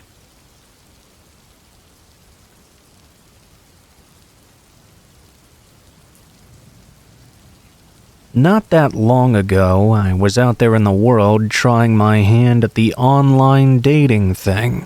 I never struggled in that department, which I guess is a good thing. I always liked the idea of connecting with someone on the internet. At the time, I was only meeting girls either at work or at the bar, and I wanted to branch out and see if I could meet someone a bit different. I can't remember if it was on Tinder or a different one of those dating apps, but the girl I met was named Scarlett. I thought her name was really cool, and she was beautiful as well. With all the catfishing and fake profiles I'd heard about out there, I was convinced that Scarlett had to be fake. I proceeded very carefully and made some small talk for a while. Eventually, I was able to establish this was in fact a real person, so I set up a date for us to meet. I wanted to go right for dinner and some drinks because that's what I knew best, but she had some other ideas. Since I was trying to branch out of my comfort zone, I was open to just about everything. She asked if I was familiar with this forest that was near my hometown. The forest is huge and has a trail that actually extends throughout 3 states. At least, I think it's 3 states. I agreed to have the first date at the park. I got myself a fresh haircut and planned out a picnic for us at this park in the forest. Since summer was now over and this was in the middle of the week, we didn't plan on seeing many other people out there. When the day arrived, I picked her up downtown outside of the building she said she lived in, and we made the 45-minute drive out to the forest. Just as we thought, when we pulled into the lot, there was only one other car there. I was excited to have the entire place to ourselves. Not that having people around would have made much a difference, since this place was so huge anyway. Out to the side of the parking lot was this beautiful overview of a scenic area. I held her hand as we walked towards this view. That's when I surprised her with the picnic I'd set up. She was excited and seemed really happy. It was nothing too extravagant, just some sandwiches and various other things. We ate and sat down on the blanket that I'd brought and just talked for a while. It was nice to have a date that wasn't at a bar or a restaurant or somewhere loud. When we finally finished and packed everything up, I asked if she wanted to explore some of the trails with me. She smiled and looked all around us, then said, "Actually, I have a better idea, but promise you won't judge me, okay?" I was intrigued and played along with her. She looked down and in a shy and almost tentative voice she whispered, "Why don't we play hide and seek?" It was a weird suggestion to be sure. I was not expecting that. She hit my arm in a playful way and said, "Come on, it'll be fun. Just you and I out here in the woods hiding." As I write this out, I realize how weird this sounds, but in the moment, with the way she was talking, it seemed like a fun and playful idea. I can honestly say I wasn't really thinking with my head, if that makes sense. I agreed to play, and she got really excited. She told me to hide first, and she would count to 30. I didn't want to run too deep into the woods, because I had no idea where I was going. We had been sitting about 40 feet away from one of the trails. so I decided to hide behind a tree on the right side of the trailhead. Not exactly a very good spot, but I thought we were just doing a cute game of hide and seek. I didn't try to be the master of disguise or anything. I heard her count out to 30, and she started making her way towards me. She saw me right away and started yelling at me in a playful way. She begged me to take it seriously and hide somewhere good. She could see I was skeptical. She decided to implement a rule that if she couldn't find me in 20 minutes, we would head back to the trailhead and meet up. I was reluctant, but eventually I agreed. I ran out into the woods and tried to find a spot to hide. This might sound a bit strange, but there weren't a ton of spots to hide actually, unless you went off the path, which I didn't want to do. I was jogging deeper into the woods and found some thicker trees I thought could serve as some decent cover.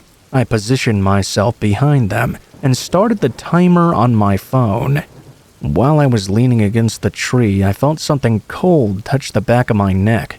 I didn't have a chance to react before I heard a low voice whisper in my ear. "Empty your pockets. Slowly put your wallet, keys, and phone on the ground in front of you. Don't look back, and don't try anything heroic unless you want me to use this cold steel." I did what he said, and I could feel him reach in front of me and grab my stuff. I had my eyes closed. Whatever he had on my neck, he pushed in even harder. He said, "Now I want you to count to 1,000 before you move again. If you don't, your night is gonna get a lot worse." I could hear him stepping away. I didn't care though. I still counted all the way to 1,000 out of complete fear. When I hit 1,000 seconds, I turned around and sprinted out of the forest. I couldn't find Scarlett anywhere. I started to fear the worst. Even though he'd stolen my keys, he didn't steal my car, which I thought was a victory. I couldn't drive it without the key though. I remembered not far from the parking lot was a gas station. I decided to run there and have them call the police. I gave the cops all the information, and I told them I feared something may have happened to Scarlett.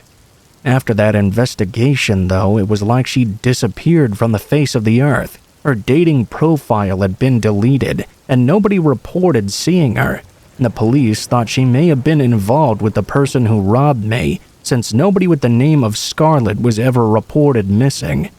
You hardly ever think something like this can happen to you. I hope she's okay, but knowing that she's probably involved, I also hope she never gets the opportunity to hurt anyone else again.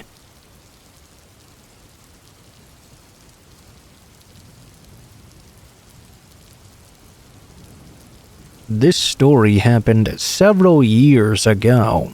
During that time, I worked at a Dunkin Donuts. I was part-time and got all kinds of different hours. We closed at 9 p.m., and on this particular night, I was working until closing. This is something I did all the time, and I didn't mind. Usually, the shop would be really quiet at night. Far more people wanted to get donuts and coffee in the morning. Still, sometimes it would surprise me, and we would be busy. That wasn't the case for this night in particular, though. I was working by myself, but that wasn't initially supposed to be the case. My coworker just never showed up and didn't call in either. I was fine with working alone and knew that I could handle things. I figured it wouldn't be too busy anyway. When I started the shift, some customers came in here and there and ordered some stuff. The inside of our shop was a little larger than most Dunkin Donuts. There were a few booths and many tables around. Sometimes people would come in and work on their laptops for a while or whatever. This night, after the initial hours, the place was pretty empty. For the last hour and a half, we didn't even get a single customer. When 9 o'clock rolled around, I started to close up. I walked around the lobby to make sure everything was in order. When I did so, though, I passed by a booth and saw a man on the floor. He was crouched down, hiding in a location that would be impossible to see from behind the counter. I saw him looking right at me. As I spotted him, his eyes snapped right to me. It was really awkward. I asked the man what was going on. He didn't move for a second, then got out of his cramped hiding place and stood up. He said everything was fine.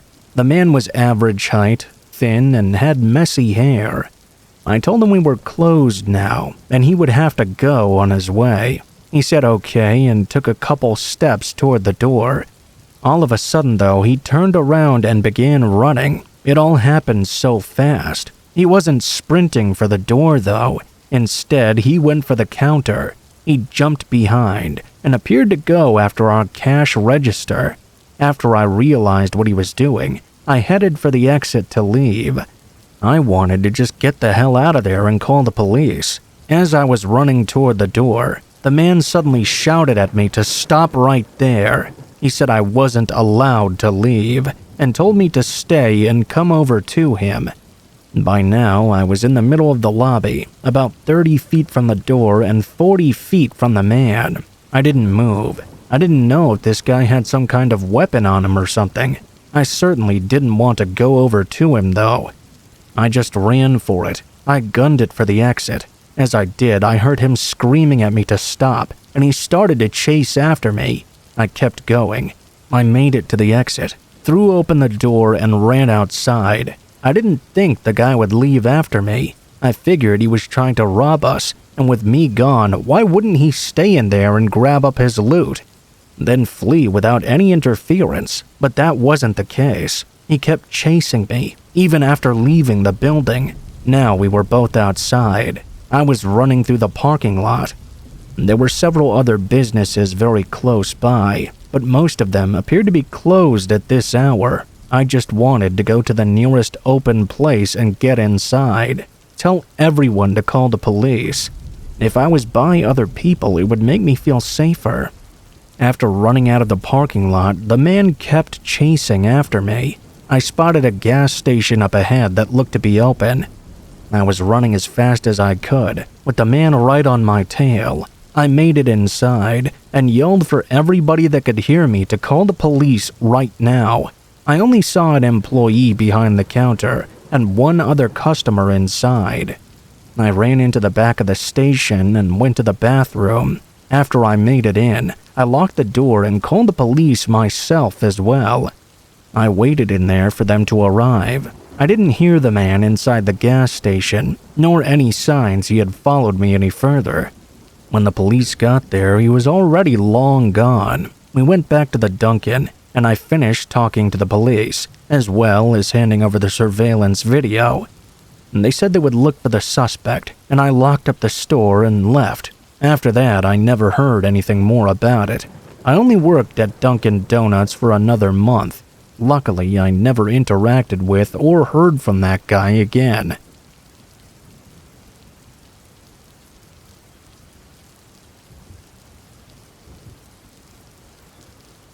The events of this story take place 14 or 15 years ago. My daughter was still young and wanted to do everything with her mother. I was still young at that point too, and had much more energies to do things that I don't do now. It's funny how certain memories and moments stick out to you as a mother. You cherish those particular moments and times, even as your young children grow older and start having families of their own. Anyway, my daughter had been invited to a birthday party of one of her elementary school friends.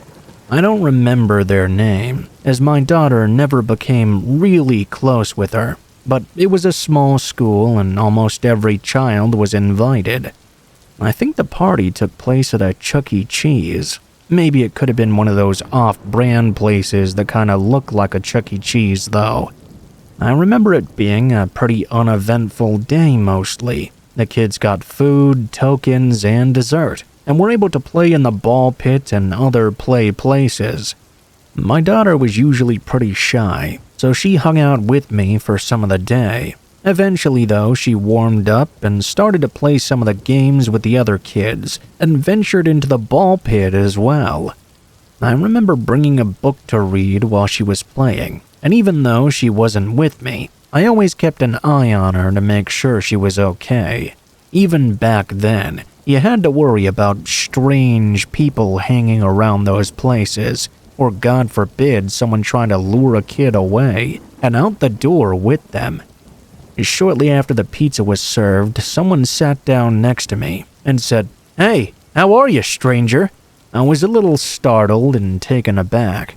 I snapped my head back and saw it was Janice. You're probably asking, well, who's Janice? Well, she was one of my least favorite coworkers of all time, who also had just been recently fired. I hadn't seen her in a few months now. She was looking at me with these wide eyes, smiling from ear to ear. Her face was caked with makeup, and her hair looked like she had just left the salon. She was blinking rapidly, staring right into my eyes.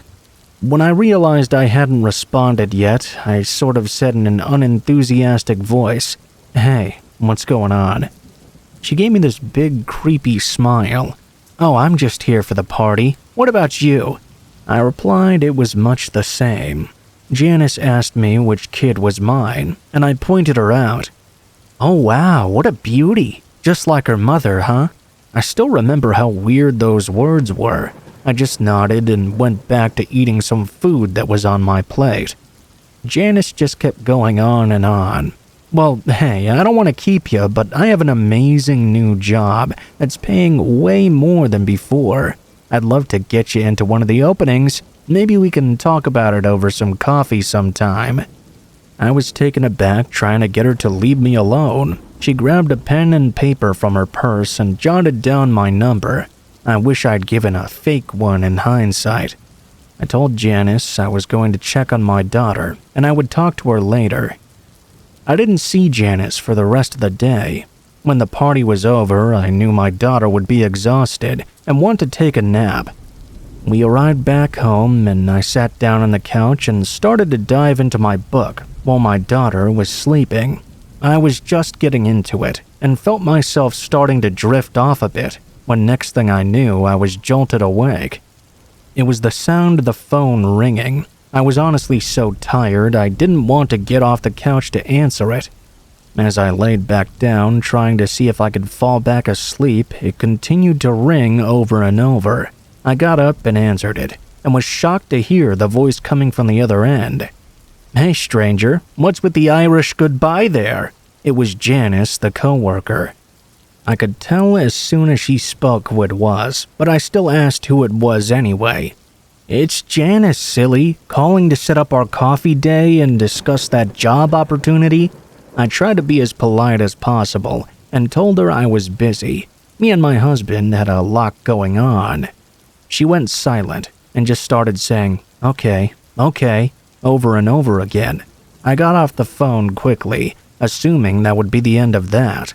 Over the next few days, though, I started noticing the phone ringing more and more. I would get up to answer it, but whoever was on the other end would hang up immediately, or I'd pick up and nobody would speak on the other end. My husband even started to take notice of it as well. He mentioned that when I was out getting groceries, they would still call. He answered the phone 3 times. One time, it sounded like someone was even breathing on the other end. I didn't really think too much about it. It faded away in my mind over the next few days. My daughter was at school, my husband was at work, and I was on PTO. I had just gotten done cleaning the entire house and folding up the laundry. That's when I heard a loud knocking at the door, like someone was attempting to beat it down. I walked over to the door to see if someone was trying to break in or break their hand against it. I peered out the blinds in the living room. I couldn't see who was actually at the door, but they were really pounding on it. I slowly opened it, with the chain lock still attached. "Hey, there you are, sleepyhead." Peering through the crack, I could see it was Janice. I asked her what she was doing here and why she was trying to break my door. She let out this really weird laugh. "I wanted to stop by and talk to you about that job." Half in shock, I responded, "How do you even know where I live?" She said, "I had your number and your name. I was able to find out everything about you from good sources." I didn't know how to respond. I told her now wasn't a good time and to not show up unannounced again. I slammed the door shut. I heard her try to talk to me through it. Well, we'd been playing phone tag every time I called.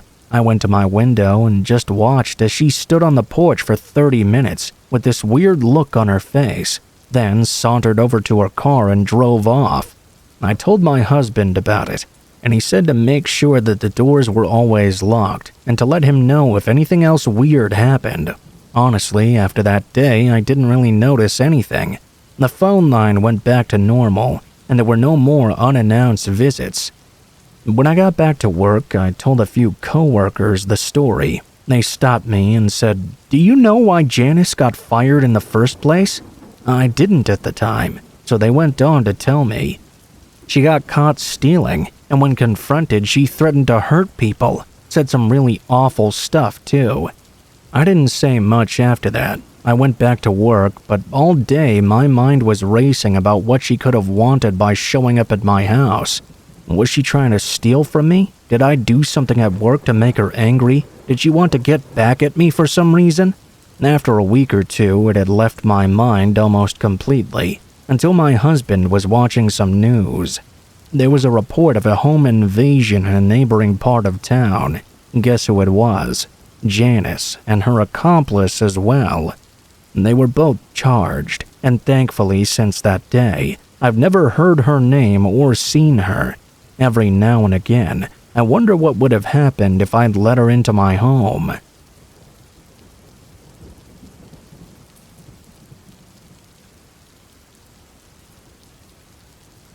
So, I move all the time because of my job. It sucks because I never have time to form real relationships, either intimate ones or even just friends.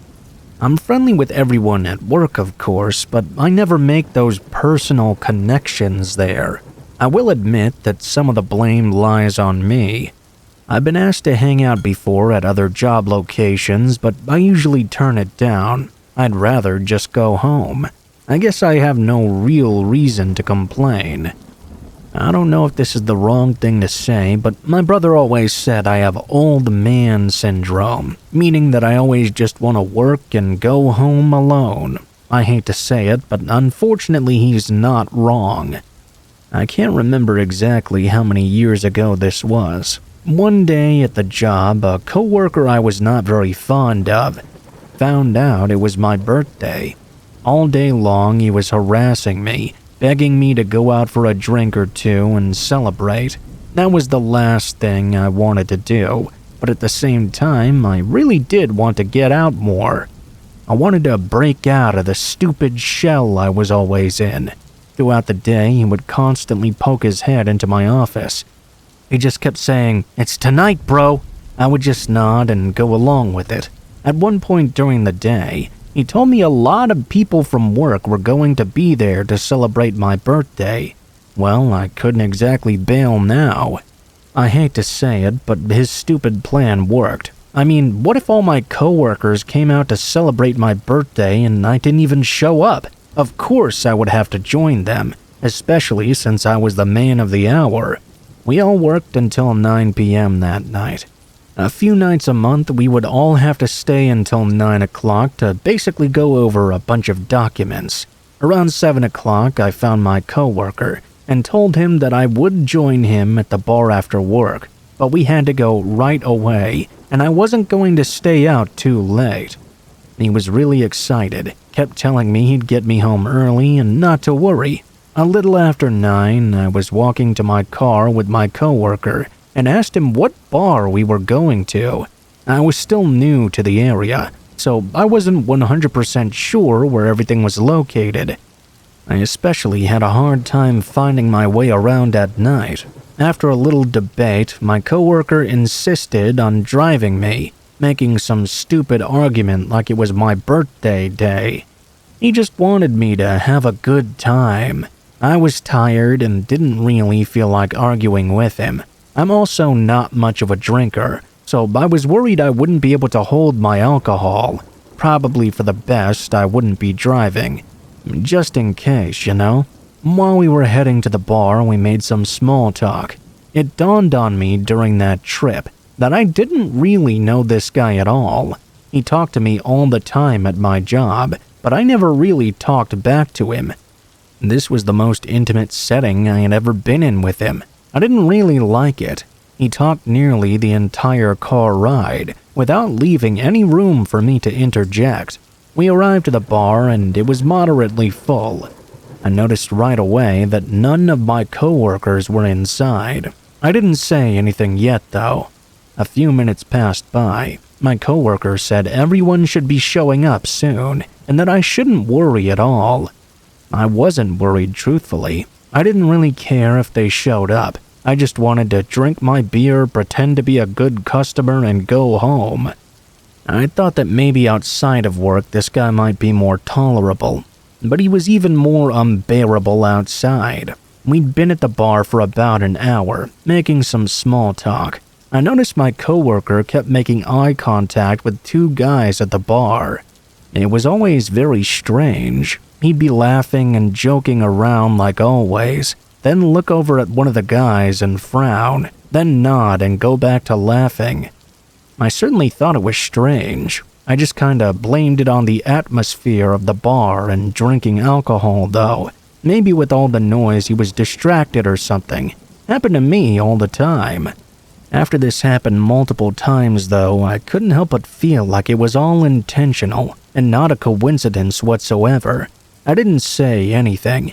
It was around this time I kept asking to leave, but my coworker insisted I stay just a little longer. He kept insisting that everybody would surely show up soon. I waited a little longer and finally told him I was going to leave. I said I was going to call a cab or something, since this was before Uber or any service like that. He really tried hard to get me to stay longer, but I'd had enough at this point. I'm not going to lie, I was a little bit upset nobody had even showed up, when apparently they told my coworker they would all come. When he realized I wasn't going to stay, he insisted on taking me home instead. I knew he hadn't drunk that much, but I wanted to be done with this dude for the night. He was a tough guy to say no to, though. Probably why he was such a great salesman. I caved in and just let him do it. I let him take me home. I told him where I lived, and he responded by saying, "Oh, I know exactly where that is. I'll have you back in no time, buddy." I sat quietly for a few minutes. Surprisingly, so did he. Maybe this guy did have an off switch. I noticed, though, that he was taking a really weird route to my house. I know I didn't know a lot about the area at the time, but I told him he needed to go the other way. He smiled and made some comment about me being new to the area, and he knew a special shortcut. I let it go and was done pleading with this guy. I felt like I had been doing it all night. We started to drive down a dark and desolate street. It was one of those deserted ones that had no life on it at all. The area was littered with old abandoned factories and businesses that had been shut down for a long time. Even most of the streetlights were broken. My coworker started telling me how this area was so spooky now, and it was completely abandoned. As he was telling me some of the stories of the factories that used to be there, he started shouting out of nowhere and pulling over the car. When I asked what was going on, he told me he had a flat tire and he needed to get out and check it. It certainly didn't feel like a flat tire to me, though. Every time I'd gotten a flat tire while driving, you could feel yourself being pulled in a certain direction. He got out of the car, and just as he made his way to the driver's side rear tire, another car pulled up behind us. Right as the car was pulling in, I started getting out too. I was startled. I hoped this car was just someone trying to help. The first thing I noticed, though, was my coworker starting to back away suspiciously, like he was moving to the middle of the road. I also noticed the tire was not flat at all. It was at that moment 2 men got out of the vehicle behind us. It was the same 2 men from the bar that my coworker kept making eye contact with. At that moment, I was speechless. I didn't say anything. Before I could even make a move, one of the men grabbed me and threw me onto the ground. He began to kick and punch me. The other man joined in as well while I was down. I tried screaming for a while, but eventually my voice stopped working. I could hear my coworker yelling for help, but he sounded far away. I lifted my head up from the ground and saw my coworker run back to his car. He drove off, leaving me there alone with these two men. The beatings continued for even longer. I felt like I was going to die.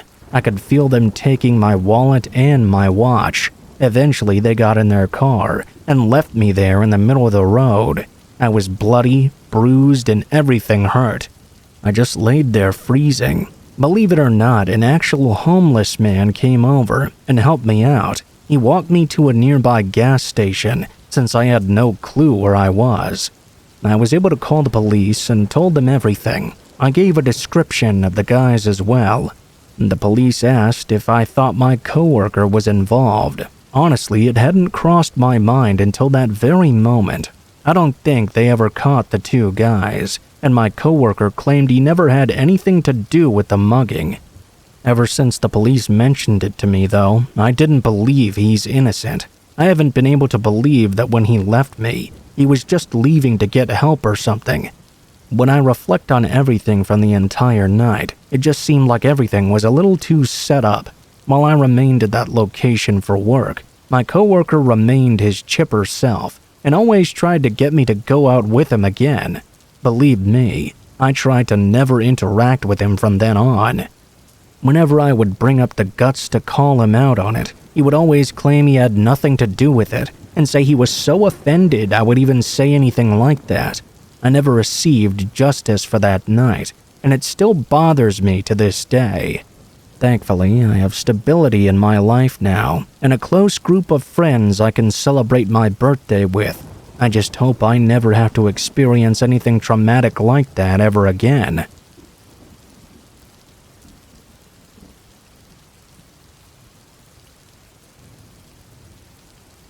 I don't have a ton of great stories from my time in high school.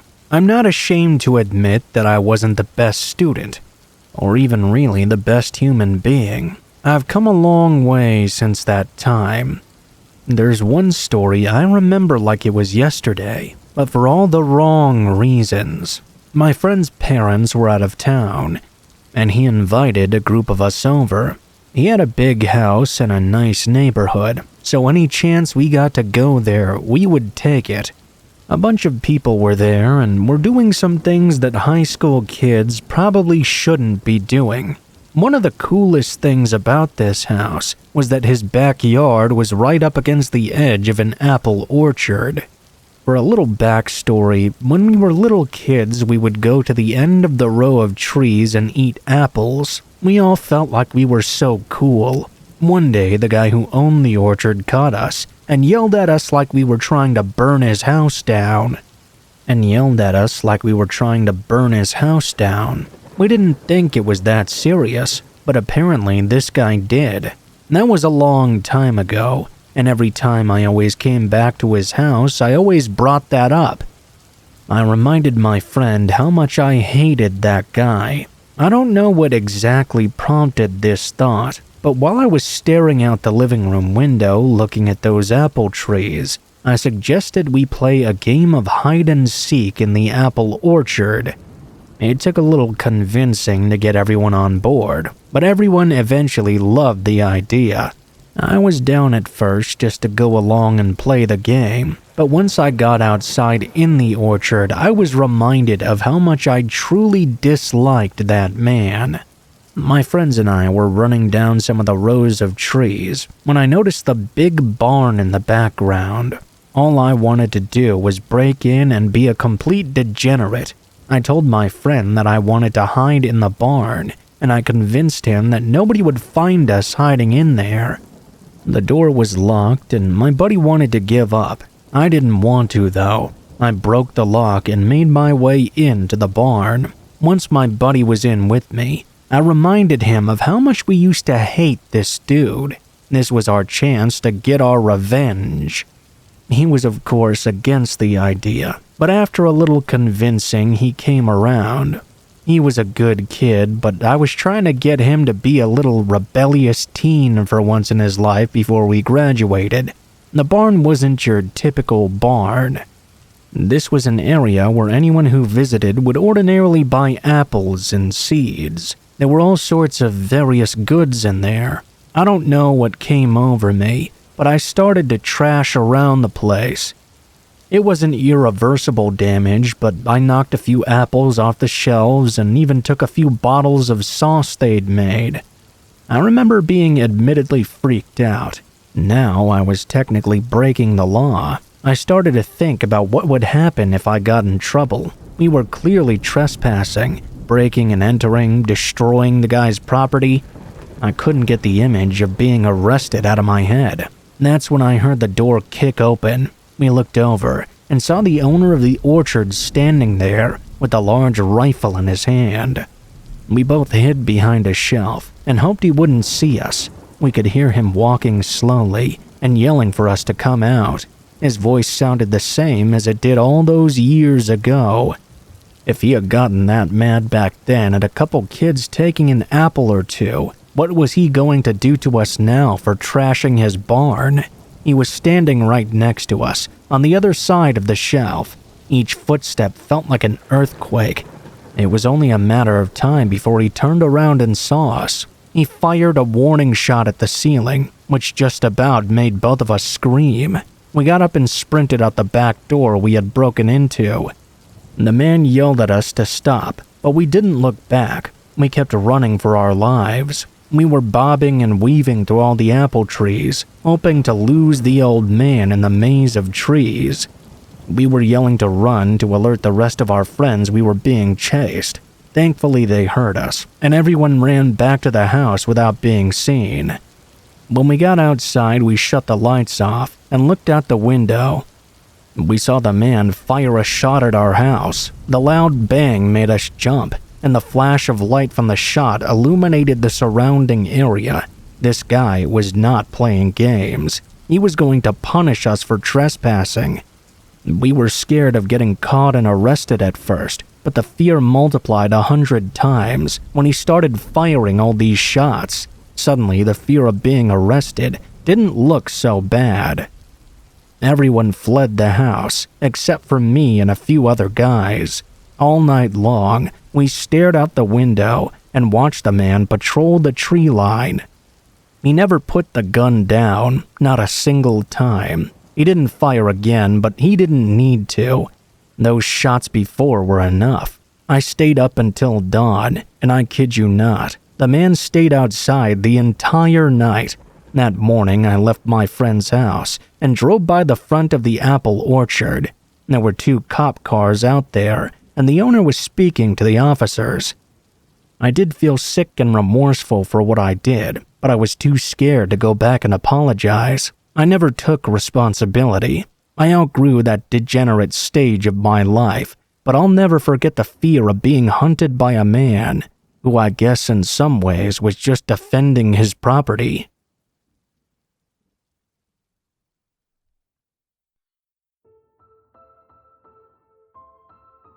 What is up, guys? Blue Spooky here. Thank you guys so much for watching, especially if you made it this far to the end of the video.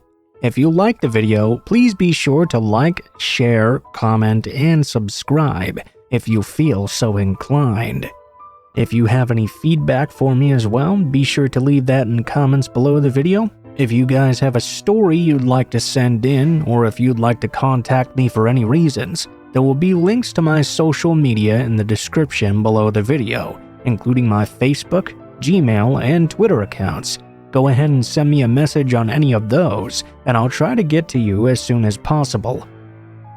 If you do decide to send in a story, please be sure to include in the tagline what the name of the story is if it has one, what type of story it is if it has one, and how you'd like to be credited in the description below the video.